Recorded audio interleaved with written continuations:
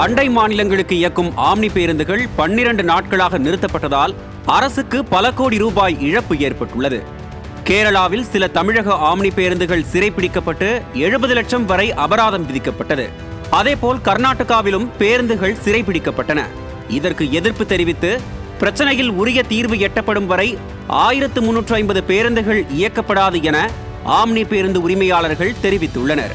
இதில் ஸ்டாலின் அரசு உரிய நடவடிக்கை எடுக்காமல் அலட்சியம் காட்டி வருவதால் 20,000க்கும் மேற்பட்ட தொழிலாளர்கள் பாதிக்கப்பட்டுள்ளதுடன் அரசுக்கு சுமார் 36 கோடிக்கும் அதிகமாக இழப்பு ஏற்பட்டுள்ளது. மேலும் சபரிமலை ஐயப்பன் கோயிலுக்கு செல்லும் பக்தர்களும் கடுமையாக பாதிக்கப்பட்டுள்ளனர். அண்டை மாநிலங்களுக்கு இயக்கப்படும் ஆம்னி பேருந்துகள் ஒவ்வொன்றும் காலாண்டுக்கு சுமார் 4.5 லட்சம் வரை சாலை வரி செலுத்தியும் இயக்க முடியாமல் உள்ளதால் ஆம்னி பேருந்து உரிமையாளர்கள் பெரும் நஷ்டத்திற்கு உள்ளாகியுள்ளனர். போக்குவரத்து துறை அமைச்சர் உரிய பேச்சுவார்த்தை நடத்தாமல் வெறும் வாக்குறுதிகளை மட்டுமே கொடுத்துவிட்டு தியான நிலைக்கு சென்றதால் அரசு பெரும் நிதி நெருக்கடியில் சிக்கி தவிக்கும் நிலை ஏற்படும் என எச்சரிக்கிறார்கள் ஆம்னி பேருந்து உரிமையாளர்கள்.